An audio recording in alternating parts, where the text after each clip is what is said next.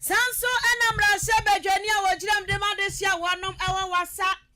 amanfi dia tudwa amanfi isi ho wode atudwa ya wo kire se NPP amanyokuo no de omunimu ane edinto ene ombetu din sese project agena 111 ne eba no se adwen pa yemfasisi ani nya adwuma no a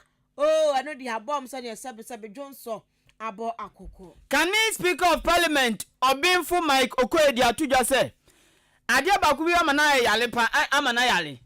eno ne tell novela osi amana yare pa denti eno panyinu kase edi mu nsemo ba sanso na sanfufuro mu awo bete sa papa bi ya wa ya carpenter ni wode atudwa ya wo kire se anse na obi be ye fu adaka no na nipa no wani ti me papa ya ka ne sen ya na ja wo ga efu adaka ya ni bera no wo papa go slow eni ebebu sam na wa kire mu eni kura ya wo mu a wo timi ede ye efu adaka. Defense Minister de adesadia to woma eco strike ni na nimtiti uni atrachefo no se wo mo hwe no mu ntwa so se de be beboa mo man agina pintin jababu awram awani jediansem na ni jediansem na na Mama Brown so de atudwa ya eye no nwanwa sankofo bi se ene yayi na dia free UTV wo se de waba na ba waba na ne nsa ene ye ne yenti na ja okotena fie kakra no appeatus ese I see a developmental plan so na yenja nyoma yesese no mamu no see ndi te Ghana wo nyoma pan so yese ne hunu agenja kwa tie nya sa de ne fa hye papa nwu akwamu na mbunto ma mamu na watwe atwa mu manshi bi beto aba fontentan kese nso na ye Jack ya pia Ghana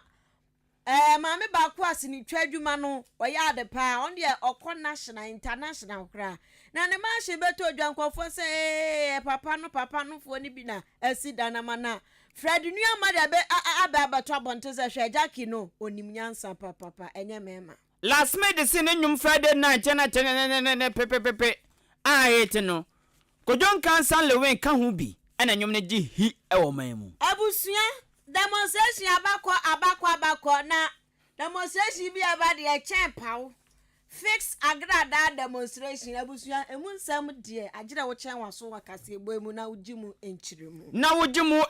ensam ni wenya fufo bi na nyuma yesi adwa ede ba besum se nyuma no sia akan Kase otumi fan Funky Friday me patcho kire wadwen fafa 0594 841044 0594 841044 text message and a WhatsApp Facebook and YouTube nso live de hian so be search Ahenkan 93.3 FM na do adwenche no aguo no nyumako bia da roma na ebua so yasene e osika famu ODI Electronics Bimpoma Plaza Hotel and afi Jumon Herbal Center for Krayemu K Asanso Limited wonom so ekura mu se twetwe dwumaku ahodra wotesi abubo musui na ja won madam anti ya betina hanom ayenso adwuma ne denti ya bekenkan ede amao ebusua de achi ewo YouTube ne Facebook Ahenkan 93.3 FM no kana shado so say capital letters atro ya kase uduru a na wajenche no odi agu ho no ajenche kro no afafa SMS 0594 841044 0594 841044 Ahenkan for woti yanka na fie Funky Friday news mo ye me afia ampofowa mene original customer kwaku anin kusi buadum adishima masema de be radio station online and information centers be radio so ma jepene e fa Kase live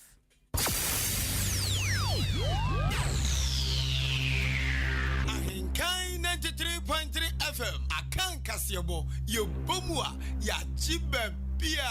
anuti Kasiebo mubati anka ewo end time information center achim asanteman Kwasiapia online radio ewo asanteman temu Kumase Aluma Suta information center ewo jiwani kwanta God's first information center achim betnase alternative information center o yawsewro Kanyame information center ewo achim achikrum cooperative information center ewo achekrum die yesu tumi ye information center ewo achim dwa ha Awurade na ye information center achim apreku God dey why boafu Kojo Kumi eye David Ba Information Center, Dimpa Information Center, Achim Asani, Kosiewa ewa Kosiewa krom. Osono Information Center ewa Achim Esam. Abnasemai Information Center wachim abnase. Nyame hini Information Center wachim ofosu krom. Ena Nyame Asam Information Center wo Achim Kroba se eye nida so ne awrade. Prince of Peace ewa Strasi. So mo heba Information Center so asom se twitwe ewa achim dan Intiamwa Junction. Peace Information Center wo Kokobe.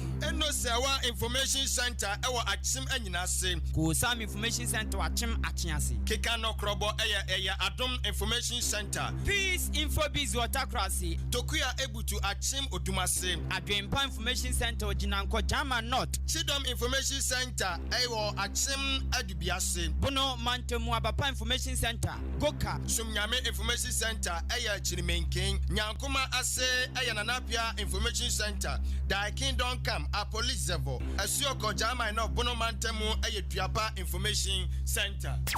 Chojojom na china chance hin Information Center wachima chiase. Eduntom e wachim kokobin papa tagwa piadum se hua. Nadum e wachim mofra mempasem wachima sene. Pisco wanyinam kotoku repent. Ewo achim otopa Royal Information Center. Ewo achim teshima mejefo tias my savior is alive. Ewo achim labikrum. Omega Information Center mintimrim. Ewo achim dan SDA. Ejapaya Junction Mighty. Ewo achim besianse. Big Information Center kwa abodi number 2 Kataban ewa Chance Junction. Adwini baku fotrim ewa sene Bangalo oman ese oman munsem to abiam ku ha ewa chim ayerebi. No kra no eye just say Information Center. Eno nso ewa achim apoli adeshimama ensem no nkyeremu ne fitiase enie. Sawunim se achachefo nkabo mu kwa do bebre bebro nan wo maka bom akomutuma pamso. Ama wom de ato abananim se wom abona se wom hia cost of living allowance ohamunchichemu aduonu 20%. Wom aka babrunum abanfi and it is wom say if persuasion fails force must be applied. Ye dead no I say force di wom so shaban no enam so ama chechefo ina de ababa tudwa kire se sabana amfakola na ma wom de wom tu wom de wom fidie gwo mo nkokira de bia ampampa wom de osia yoyo fiti na otwe mu nkoda diagora wan diagora so no watena fie wo be konso e onya oda no asan oche ba fie nti adekire bia nkoso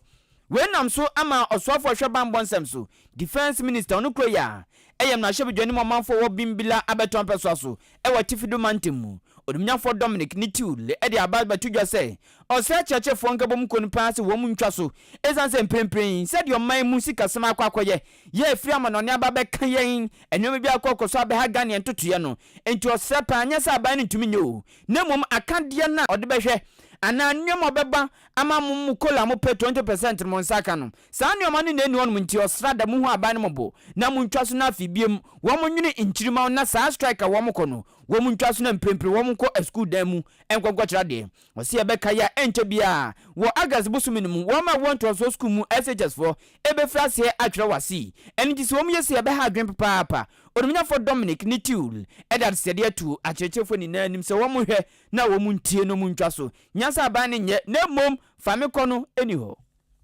It's a big worry for us to ensure, but it's also a challenge for us that we have to do our work well. Maybe for some reason the government has put some of us where we are to do that work. Like I said, we have to be on our feet. It's our work to ensure that there's no instability. It's our work to ensure that terrorists don't come into the country. It's our work to ensure that the armed forces and the police service and all the security agencies do their work efficiently. It's our work to ensure that the country remains safe. All our appeal to all these bodies is to say that we've taken the decision to take our program to the IMF. They should give government some bit of time and let's negotiate. Let's talk together. This idea of, oh, I'm going to go on strike, I'm going to do this. The government has all the means, they will give it to you. This government has shown very good faith to everybody that if they have the means, they will do it. If negotiators will work on good faith. Imagine you are leading an IMF team and workers are asking for maybe between 6 to 8 billion extra income or extra expenditure on the budget. It makes your work very, very difficult. I just plead that, yes, things are difficult. We all accept. It's not the fault of a worker that maybe if he was earning 3,000 Ghana cedi yesterday, that 3,000 may buy less things. I really worry that whatever we do, we should look at our kids and ensure that we don't leave a country where tomorrow those kids will find Ghana a different place.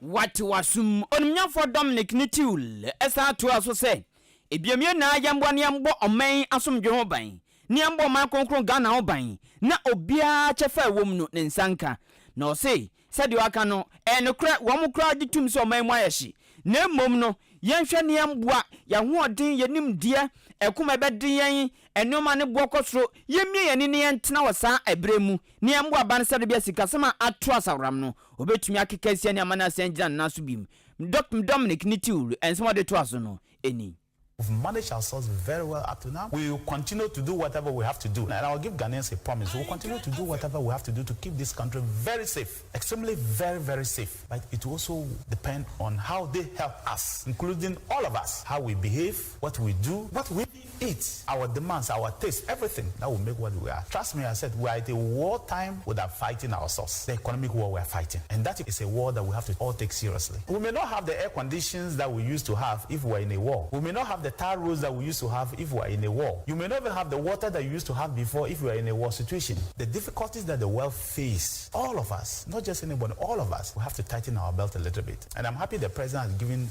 ministers a stern warning. Remember, you are leading people. Go out there and be a servant. My salary has been reduced by 30%.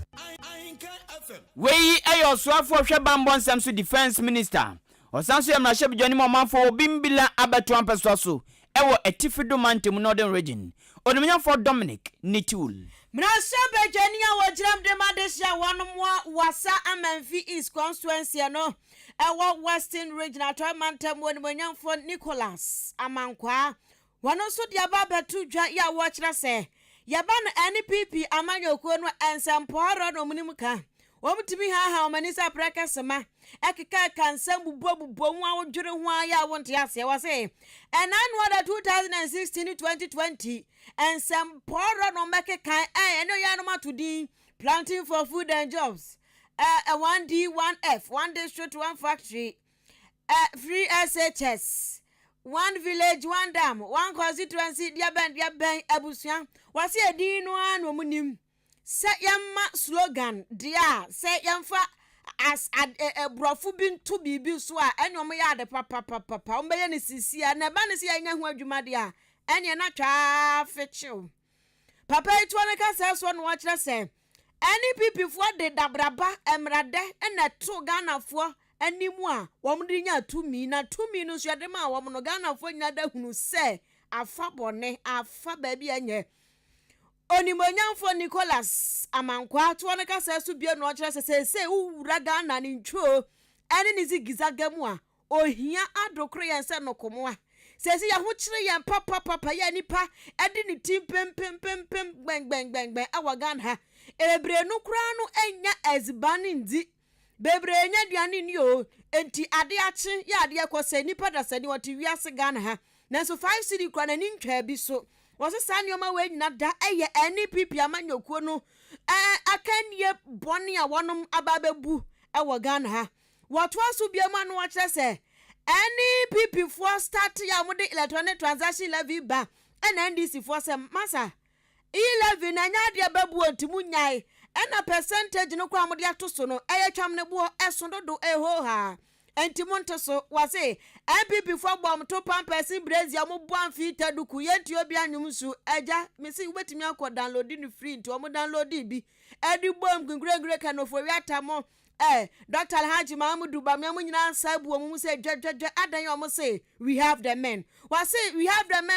men no abusuan area boys enye men ankasa ya ba ni nyansa wo mu kura bi area boys ya mo ne nam o mo nika de da o mo tu bi na 1PP mu a wono mo de we have the men bia ni o mema bia ni ho woto aso bia ma no wo chesa ba o me anim dia no efa akuntabu ahu no buku mu de but ya ba ni se gani amaga sia de hu amaga ho enti papa de wo mu no ya ba o me no wadwane ono de ne se tata buku longfo no atwra tin no atwro na atwro yenso de yemfa mbu man enu nti wo ka kire NPP fo nse so mbetimi aboa emma Ghana akona nimu a omunya buku nsam no buku mu ni agbo figure kakraka wote na oyemaje uwim oyemaje obram waso omunya figures no wo mu form nsanya adwuma no mama omadwen na dede dom tim no enya adwuma sanya be ya Ghana fo ho ebeto wom no se die Ghana ayɛden papa na IMF no nso wɔn mo sɔrɔ mo so Ukraine ɛne Russia ɔmo nka no kure sɛ mismanagement amambuo no a ɛnkɔ yie ɛno nti ɛna ama nneɛma ayɛ sa ɔsi wɔn mo nsekyere ɛnka nkyɛ Ghana fo esan sɛ na ado dankɔ akufo ado ama Ghana fo wɔn nsa asi fam sɛ tim. So would ya buying now with the theory economics lecture we believe do economic management team and send a beba you love your introduce here we advise you mostly we have the men say we have the men say no me area boys na oba slogan there party bian who we are saying but 2 MPP mobile planting for food and job what we see now 40 years in the history of Ghana over food inflation more than 30% it has never happened in the history of Ghana buffer stock for their clients say they need money because they don't have money to buy the food to keep it. We gave support to a pharmaceutical service. They benefited that among industry in the cost row by one district, one factory. No more Kenke party. The current finance minister, Ken Oforiatta, he told say, Ghana, baby, I do know we are proud nation, young IMF. A picture was painted, say, IMF, they are born up the advice and moments. When they get the opportunity, this is to give hope. No sector in this country, this will be any pan on Ghana. I'll between Nanado Danko Kufuado. Pay the money he has gotten. The most dangerous aspect is for the first time Ghana, yeah, ko IMF because say your debt na balu yentumi to ya. Ahenkan FM. Ebusiani pa wote ni kan ya mrashe bejani a wojrem. Dema adesia wonom ewo wasa Amenfi East constituency ya no ewo Western region onimonyamfo Nicholas Amankwa. National Communication Team member Dema NPP Amanyoko no Ora Abeto Nakfa aka Bombu edi atuja say endi Amanyoko ni aban bia seb impredia sasanka wo mo ya abo anke beka so mo ye huruye abribia na moje adone trim se doko boni no badwama ni nua die nto pani kasa ne se o say eyi la vi ba ye endi zivone na macho na mo wo ho pini sa amane eyi la vi na ni so biri no ye hu so faso ye hu de eyi la vi ko se okopem se okotin ye hu ba bia ne nam o se sa tina yen wasem no so boni emfa mo endis fo na endis fo kwakoye ekobia ade papa bia NPP abambe peje bia no na endis fo beso won twesan na beso mu bogu won beso mu guna ni mase won beso mu ye nwisi wasa enu nti opanyini kyese ekona aban ko IMF no eya na monto papa na aban no adwo manfo won okoko pebosia no de ababe ntoto ama Ghana sikasam ne agya naso ezanse we nya aban no fom so na mom eyo hawe free amanone mmia wodo bebri ai kan wiase ni na ebi na aka Ghana enu ntina ma aban ne ko IMF no ntim omafo enti asesa ne mfa aban no ye mo na baso ne mfa enim de ni na entanechi owura bombu MPP for you IMF very popular now will be a boom to transfer IMF. And the Sana will be a compo. And she say, yes, the impact of IMF. Yeah, my amount for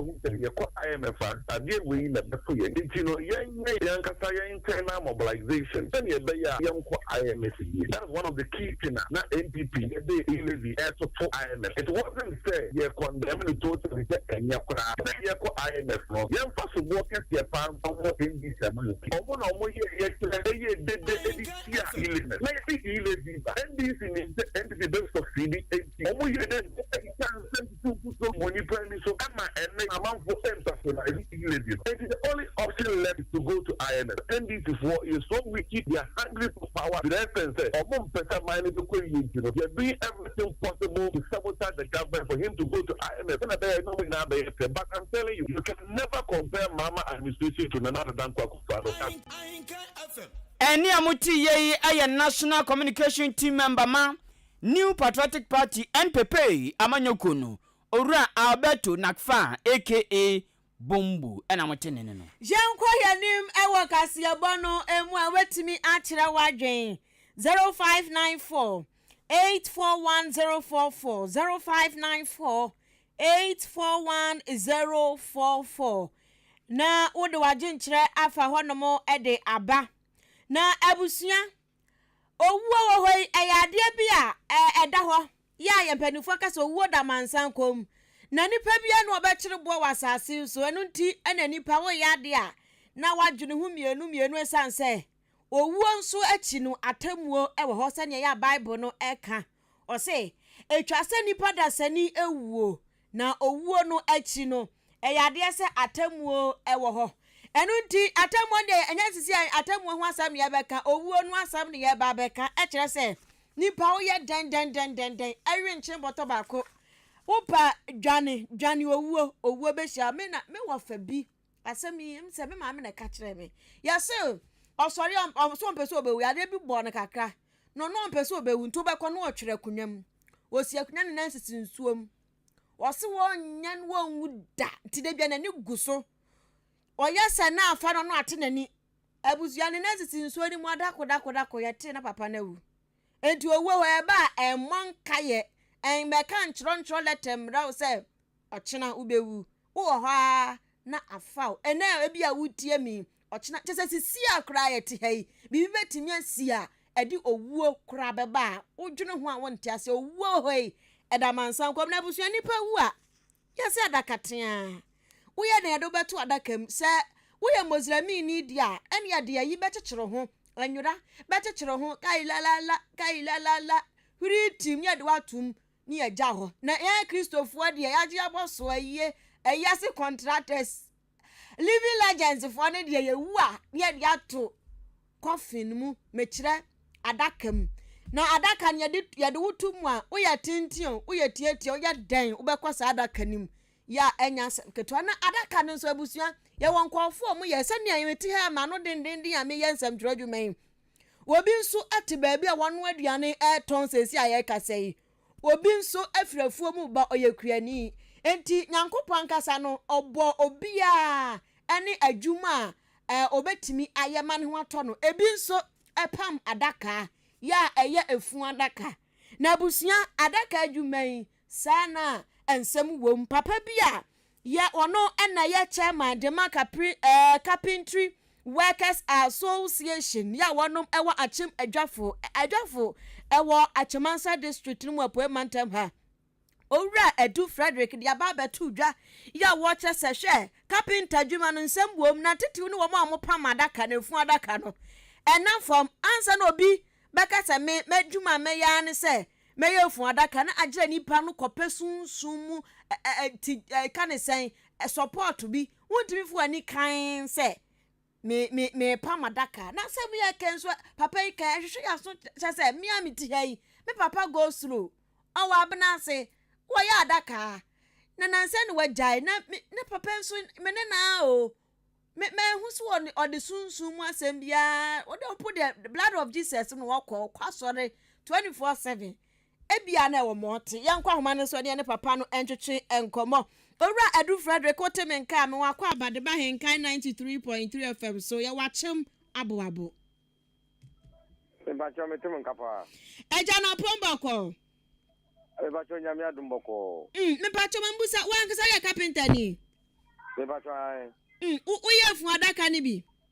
meye bi pa yo na asam ya dia betu dia se fu adaka wo bi oye fu adaka bi agire wo kope hunhun mu bambo asam no nukure be na ewom na enukure so wo mu akirekire maye yo adisi medamasi da etiefo nyina nso ase yo ayampa ya si de itinti asase na hokwa na de tiene se ya si ne wono bibie ne ho abeya untimi emfa unkasa obesre nyankopon ana wa unfe nyame no obetwe wura ba a wo se wura ba bi because adaka ya yi de aye hunhum asem untimi fo ni kan se obeya adaka sa ma ede because obi o ha owani wo fa se obeya ne sa no obefa kwa bi so sa amfa wo so kura ebetumi afa unue bi so ana o ma me bi so ana o papa bi so yiri bi so ana o ba bi so ntini se ba se ya adaka no dia sabi nyame adom nyame abo bambafo ide ye wuram kakra ansa na be via etimi aye ntimi fe ni kan sa enye e ma nyi mo wuram san se ya ko ye ni pe ide etimi ko bia nyame ni pe bi ho ana oboafo bi ho se be pe se me ye juma wenti bo am se de be ya obi jama bia sabi on timi bi kumi ana se me ankasa me nyonkwa wo ye bi no obi ho ye tata ye ho obi wo ye no no so ye bi no ne ya obi tue yi wo firi ho ntino yetimi ko bamba fogo na wo boaye se ebi aboa me ni pass me tie nkumi ana we amfa bi amaye me tisa na tie na papa adwuma nim se adwuma bia dutuo wom ukọ ye maame mu adwadifo ya ukọ ho mu a ɔnsɛm a moka ne sɛ ɔmo tutu aduro obi wakora no obi beto wade ya ne ja enti ade to ne de asa ɛyade a wo ba bia adwuma bia kakra wom na ba den na mammo mo de ne asoro nko agya mutimi kɔ baabi ɛkɔ petumi yo me da se ori hie de ma ekɔ pɛ ye kɔ baabi kɔ petumi ne sɛ sɛ de adwuma no obi nim atin bi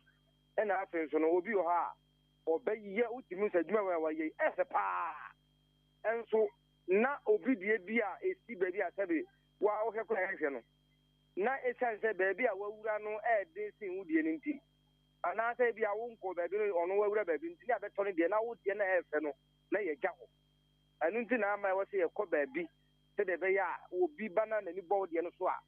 otimi aba bɛtɔ na nso wonya bibi ɛtɔ ne deɛ ana mpo onyɔnko trawa onyawo ɛno nti na ma yɛtu sa na mo na obi ba bɛtɔ adaka aya ɔmo wɔ nneɛma ɔmo hwɛ asa no matɔ wɔn yɛ wɔ nneɛma ɔhwɛ obi wɔ ha ɔwɔ ni ohun sɛ wo bɛtɔ adaka na no wobɛhu sɛ obi wɔ kora na ebi a me yɛ bi sɛ obi wɔ bɛtu aba me hɔ wo sɛ yɛdɔɔso yɛka so bebree nti no wɔhu sɛ nipa na bɛgyina hɔ bɛbi atɔ na otimi wɔ ni otimi kyɛ wɔkɔ baabi nti otimi tame ne nipa kɔ no kora no ɛsa ɛba no hɔ bɛtɔ ne deɛ nti yɛwɔ nneɛma bebree mekyerɛ sɛ nipa na ebi a so obi de hyia wuo na nipa ne bɛtɔ adaka wɔ wo hɔ no ya ɔmo de ɔmo design na ɛba na so ɔmo wɔ nneɛma bi ɔmo gyina so ansa no matɔ adaka no ana sɛsɛn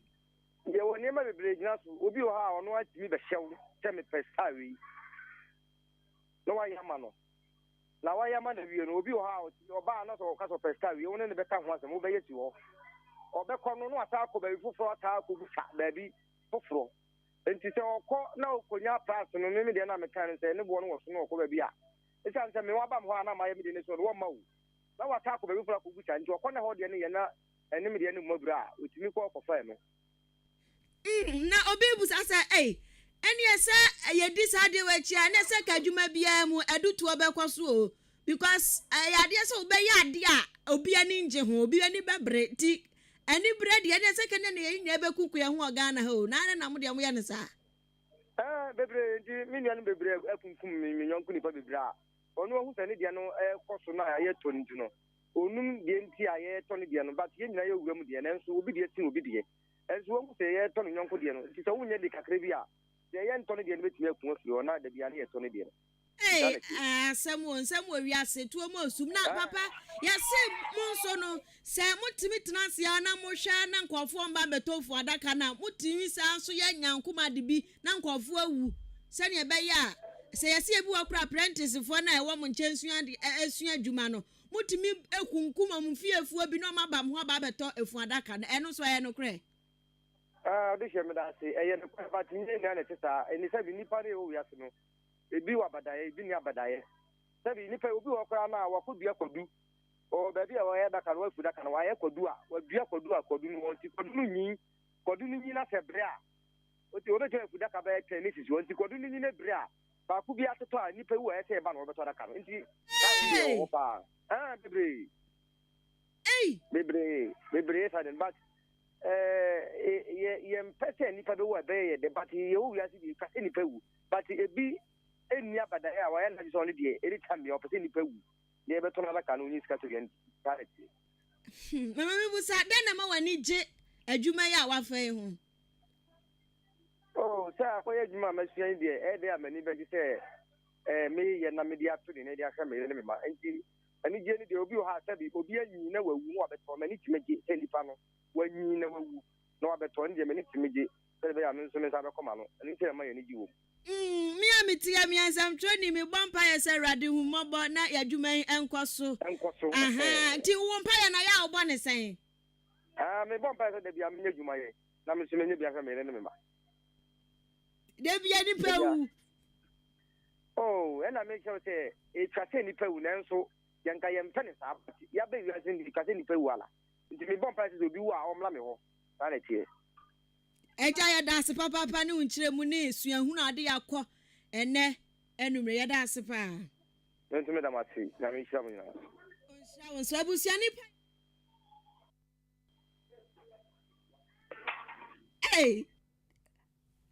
Akimwe hwesem nya me kasa no wayi mafirim. Hwe Ebusiani pia ne jocho nkomo chairman Edema Carpentry Workers Association, Carpentry Workers Association, one ewa achim edwafo ewa Achimansa district mu owura edu Frederick. Hey, and some shadakam. Nani omashishe sumwase. Yetimi dua kwadu nu enyi na ate no. Nani pe radiga kupon. Osi enyi na tibia de be tibia na wo say. Obi beto adaka oba na nchen. Aha. Hey. Nyoma wiase o. Information wo wiase. Information wo wiase. Yes. Jaye. Enti Can he speak of parliament ma man konkron Ghana? Professor Mike Aaron Okoye e dia tuja say o say wo ma twa sene wo Ghana no se mprempren pa. Die to panika san say o say Ghana fo kwakọ sua de bia sua tre kuyen esuatena prayen o say abribi obeti twi kasa anan kran kasa me no ofio teshi no ngwa de imoma kenki otiti sakasa na titi twi kasa na abone yare ye o say titi say wate say broni fita gina no mo kasa na twi kasa na obi na no na twi kasa na ba anu so de ani di broni abie na no pa o say me yare me o mo kasa ne me abi me yare me pekotede oh broni awi kotoje onimnya for Mike Okoye so tisansem no hu se broni fita pa hu se India ni abai wagina ho China ni abai wagina ho no katwi we na no adwiri ni se tam o se ada no kro hu bia e ma ne bo ne yade na opinyi disansem woni na tudwa kasa tia wabra na wo mdi djuma surunku bi ama oche hene ba Dr. Jones akwasiam akwate ofori ena no mudi sa djumade we ama no University of Ghana Legon nanu kwade ya ena owura Okoye edi sa futu sem woni na tudwa ofasa konya we so atu wo ma etwere ema omanfo kasa wo ma etwere yinsem ma omanfo wo ma ate kasa no ana afi wo ma twase ne nankasa se wo mo hwe nyai sa de na se epese ye oman konkron Ghana ya sa twi tari novela twi broni pa na okatwi ni sa ne no emwa ye baako sei o se an Ghana na obi hu sa de we o so ko Malaysia hu sa de we India hu sa de we na so Ghana de yenim de aka yen radio TV radio station TV station tumnya kukudo na akwaje sa contract obeyi na no pa wianwumre broni pa na oka awade me abi fafofo ne braje konkranteshi mi kempo Ghana granted us okoteshi ozen hwenjai na eboman. I beg our actors and our script writers to come out with Ghanaian films. I get sick anytime I hear keywords or Ghana words pushed through some European or Asian lips. The practice should be stopped if we should want as a people. These are the things that make a nation. It can never happen in Malaysia. It can never happen in India. It can never happen in any of the Asian tiger countries. How do we develop? Our malady is not in the stars. It is within all of us. Our hero echoes today. Let every man, woman living in the God-given Ghana change his or her ways. Let us learn from the lessons of history. In 20, 30, 40, 50 years, most of us in this hall today will be no more. But I believe and I hope that the Jones Ufurata Memorial Lectures should still be given. The lecturers should ask, have we learned from the lessons of history or we are just passing by or through? I don't know. Ti obinfu Mike Aaron Okoye, can he speak of parliament mama konkron Ghana na busia mote ne nka no na wo hwe TV abon se bruni fita na modomo ozo oi medu circle na wo fa aswala pa se de word na sia edi otomonyo bruni oka otomonyo bruni na bruni ka bentwa ose fiafo mo wa hi o otomonyo me kwa kuyapem oba broni no oka kuyapem broni oka kuyapem me kan go hu onti bi mpoda eno ne ani di hu o e ma no be kwa ne esi hu ne ye hwa na broni pa beti broni ya we dia me kwa fi we dia me kwa Easter o me ko ya ko fope po mo ti bia no mo de Ghana ha issues IMF ba ku bia be hwa dia o se wetwa zase ni nyina ba obusuafo achimota forest Achimota forest na broni kwati we wan fa ti sa akoda hwe a one o dada no cause obetumi adweno say enti broni fita no katwi sa no rade na me say achimota for who says say do asam no buy me say omudi wura mu ma asam no ene na no fa pe Because you got a gada na no ya papa. Na say na no ya pa. If you sure mu nyina je omudi o. Oh. Ti tell novella no. Former Speaker of Parliament Honorable Professor Mike Iron Okwesi anye ti nyai. Omunyai omutimi nyai. Omutumi ajai. Ade tunu mutumi nyai. Big stations susu na yi o. Ba ku bia minimum de. We si ana we to aso. We si ana we NCA for. Omutumi aje ho adwuma ma omo ajai. Adwuma me no mtomo ye. Ma so omo 11 ho. Omo ka se me nton akole ye nye me nye alcohol drinks advert 6 o'clock no. Si ajai. Ti ade nti na omo pese omo brasa de omo. Omo fe omo betumi aye. Ba omo nye. Aka so mba act. Yes. Omo enforce hwe we mo. Anya sem no. Some akasa Ghana de omo utumi enforce lawyer police for pay. Apart from omo asa. Juma sa brabe pedro no. Na nipa yare nipa hiamwa. Juma eba mesha no. Ebusia malaria fever etu ase osisi ya kwa weekend. Enti sisi ya dia mfa bi nwuram dabi. Pains one leg gede bia na otogu so. Menstrual pains atumi bo se ubaba dwumam no oda ho wanwe ne se wotumi nya hwe ya pebi no moba general body pains etu ase obu won ma se me ha me na chi me de bandie me to ase twetwe me pa chi pebi no typhoid eya fro stomach ulcer yam obu won ma yam ayekuro se peche aduane tomu a no wotsea pebi no ebeboa wo ye ba ma oba de wo ye oba e wo se andagin ho Uma hoya kama. Customers na ba. Ejo mo ma majiso mu ntua nanso ase hoya kama ejo mtimi ma ba tanga na bi eso keto se fafa moto. Delivery moto na se aba fa customers nko ano. Fafa bi ko. Enti uyo ba ya ma ho no enye neat. Bibi ensuo bi gugu ni ade a. Be mabu anso a wontena fa customer adwuma no. Waya be 20 years no so wanya nti watete yade bebre go no kakra syphilis kakra chese yade a wawiase a woma ho de chese nam yade nyina da wanya bi mesro pebi no ebebo adwumo herbal capsules no so low sperm count obi won adwuma no be ye pa we pra ho pa ye kwa weekend obi obetimi apra ho pa ma wani ha ho say wo na dampam nanso abusua se pa se ebe wo bouncing baby girl ne bouncing baby boy there be not just say sperm no e wo low ma sperm no nko high na ma no ntimi wo ba ena obabu anso abusua o pa afekire ne se de be mabu pa afekire no fa wo tekire man fa ne siachi idodom ne he want to she so what that was said to mediani customers for no pesa o kusi so ka customers no Emmanuel customer no ka emu de ye omu types 3 customer no yes types 3 one year then 1 year see ye me mechichi macho welcome customer for see you on a tiano enti na kusi mu de ahwe omu sa libido say hwe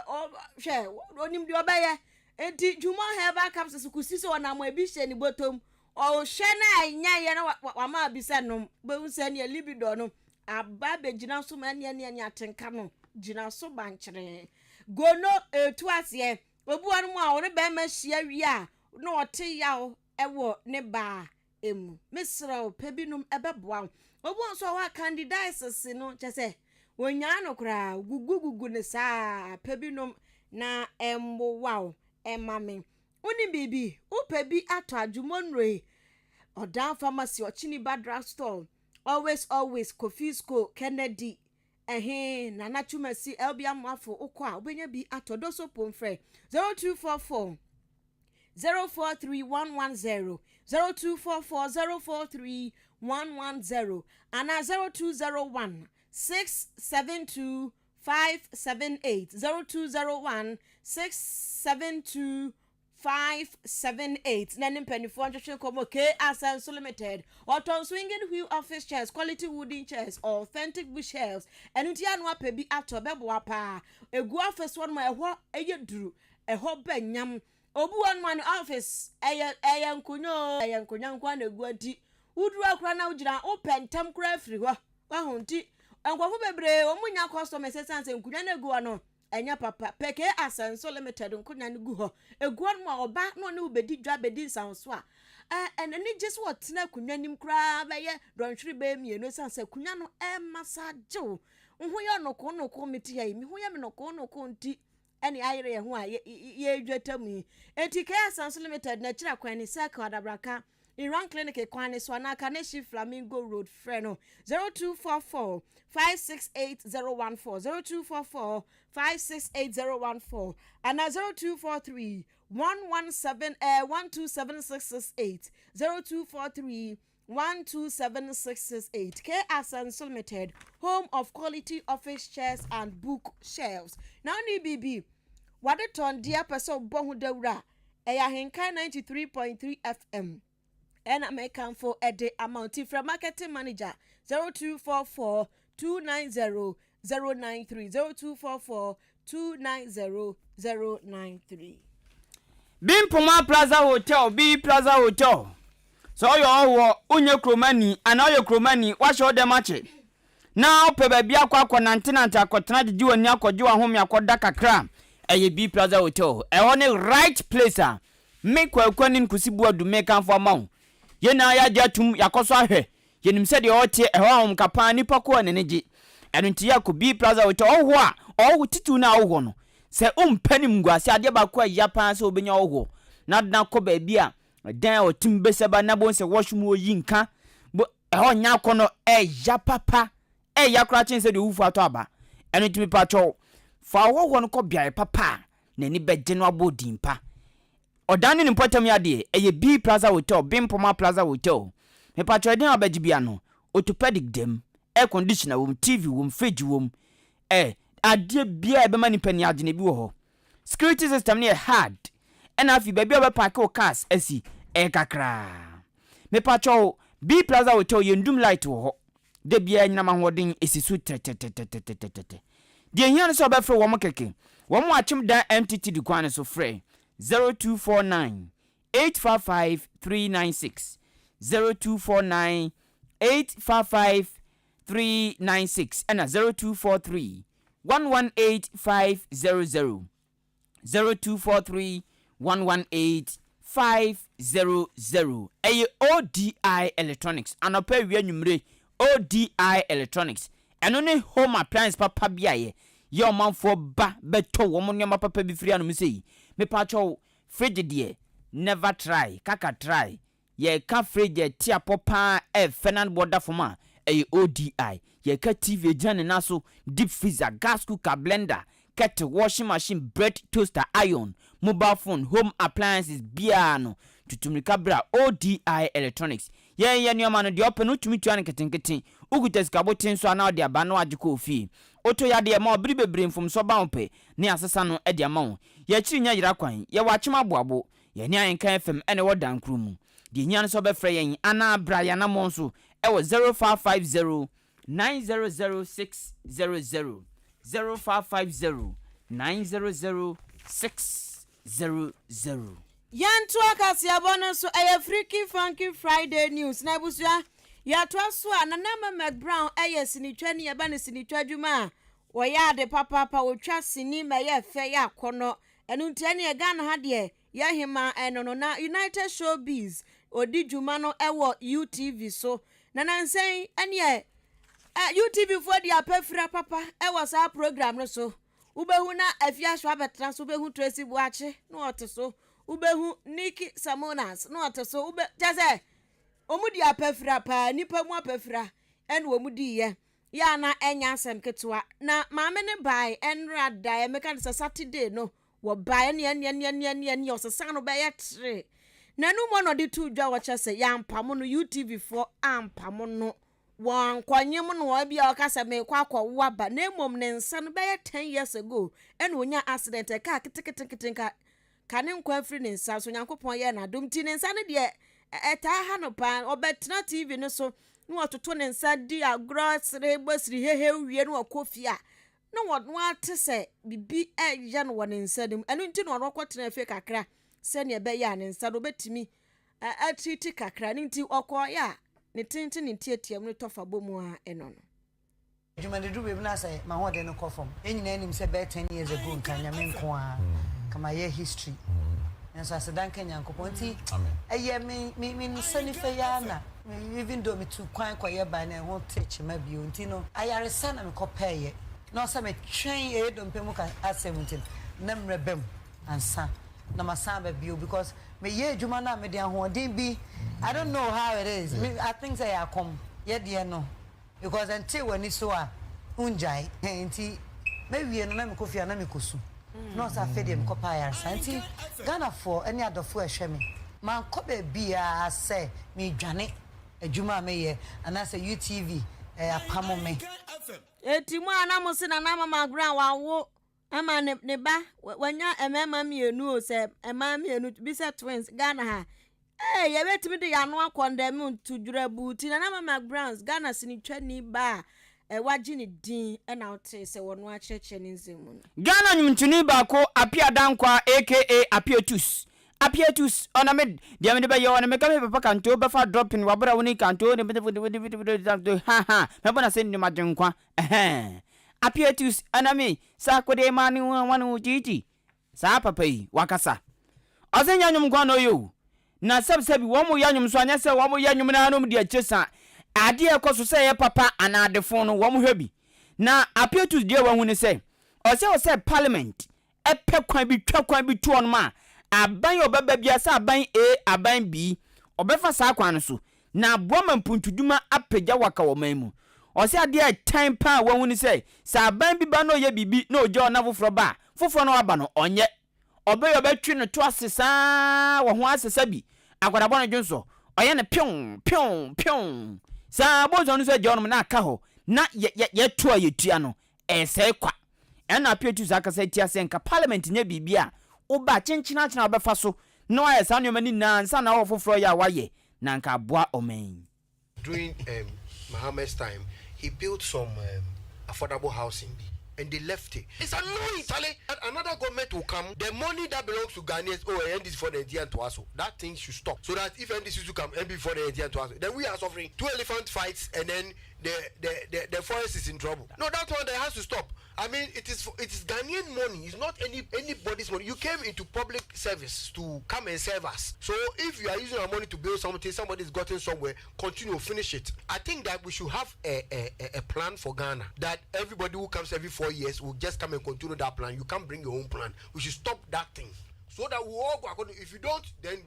we take you off the seat because you have to follow that rule. What is this? I come and I'm here. That thing is annoying. I don't care. Come on, common sense is telling me that we are wasting the money. So now he says that the cathedral they will stop it all. Then that money 30-something million scanner shit. That is annoying. It's annoying. In the end, it affects us.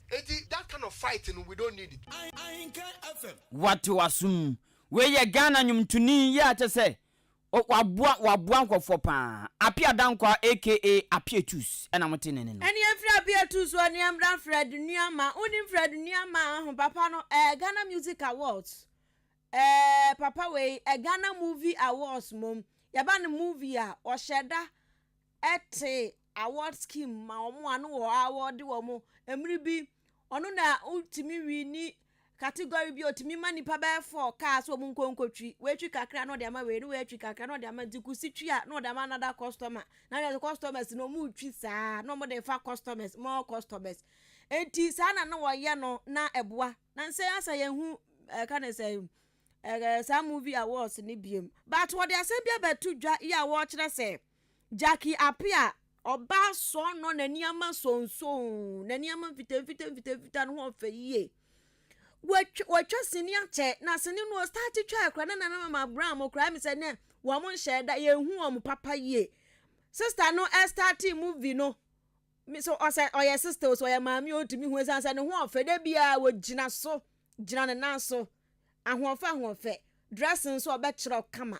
enti Jackie Apia na nse ni video bi beto abonten a na eye dan kakra mansion kasa ya wasie na nkwafo bi kasa na Jackie Apia papa fo ni bi na amani sika Ghana ha sei eno wode akwa akosi sa dan na mo kasa na Fred Nuama abechechem se ono onim Jackie Apia pa wonim no na Jackie Apia ne yeka ne ho ase oyo ba bi o bre ne ho ase pa eno oyo ba bi a ondi sika rough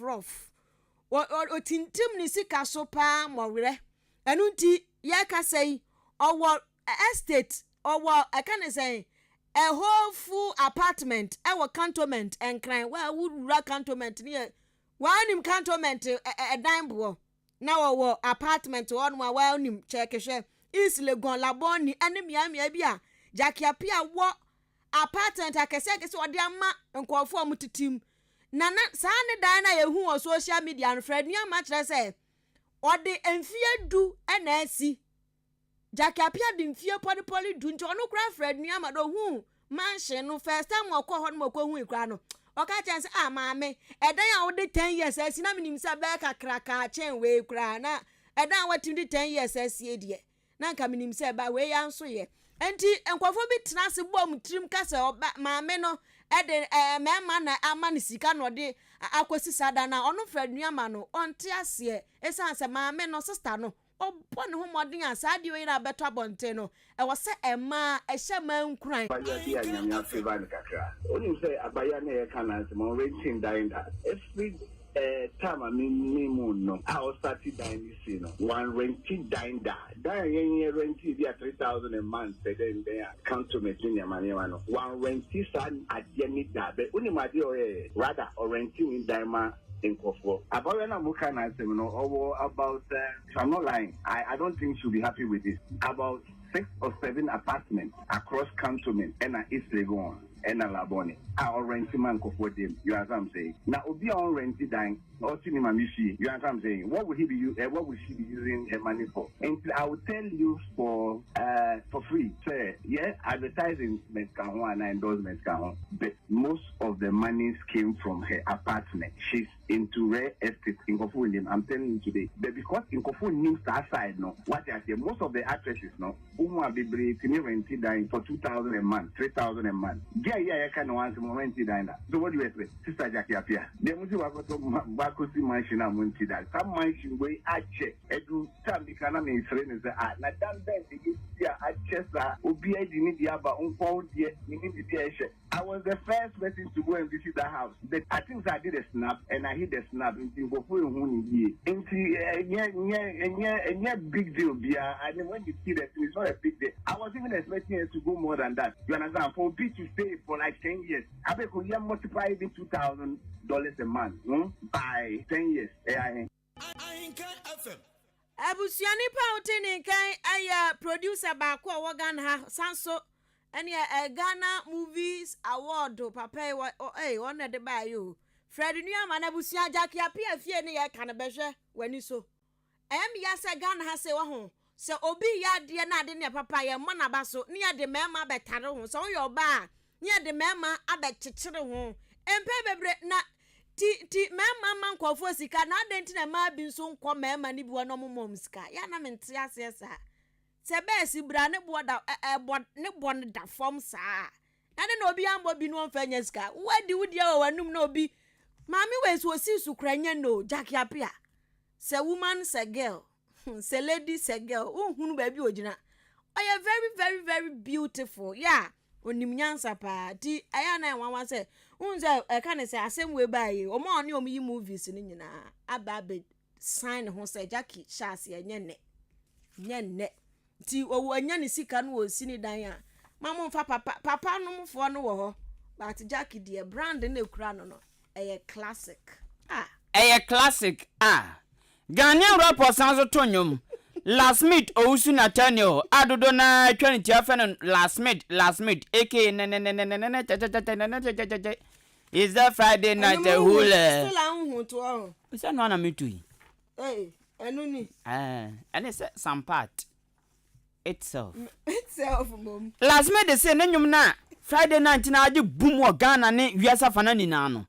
abasobode kese pa de makojo nkansan lewin esan so no na koye video ma de weji hi aka say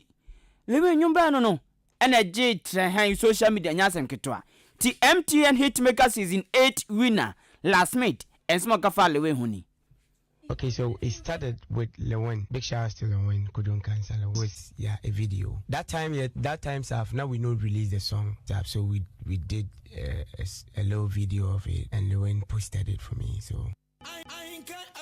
we Ghana nyumtuni osanso rapo last made Owusu Nathaniel dodo na gidi aka ni fi no mo twa tia last made and I'm telling no say nyum ne ma abontempo na Lewin ye video and gi boom and ne agi babia yenkwa wie wani jede Kasiebo no mo na busua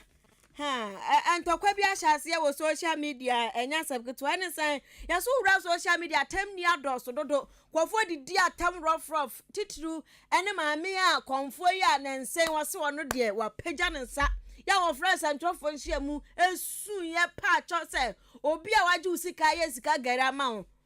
ma sika na ntu no pa cho fa no bone channel na wonya biem se wa hye na bosum nyina ama wa convert ono na wa so wa convert aba Kristo sumu etino obi ani age sanse okra ba ko sachira na abofo mpempem ani age na enim se ba mi akiredi na yebeto ni di Reverend Evangelist Mama Pat Agra na busia mama no still attempt die no a timi twa kwofo da pa enti kwofo bi so asore said there be say attempt die no kwaso no e was so moya demonstration o ma to di fix agrada demonstration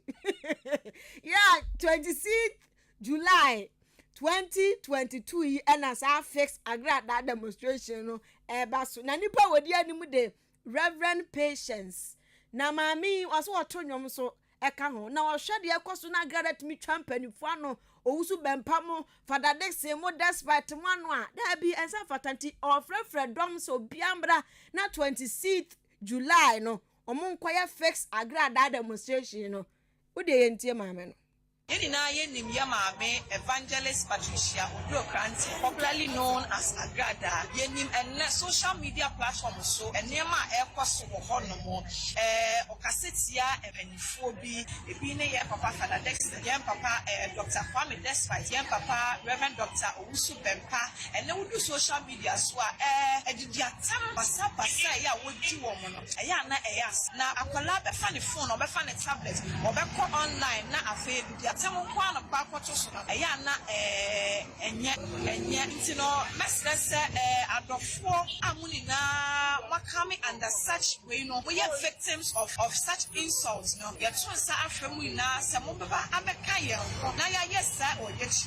chire ne ye be hase 8 o'clock amapa Tuesday 26th of July 8 o'clock amapa na ye ba bibie ewo regional headquarters ha ewo tudu aka tudu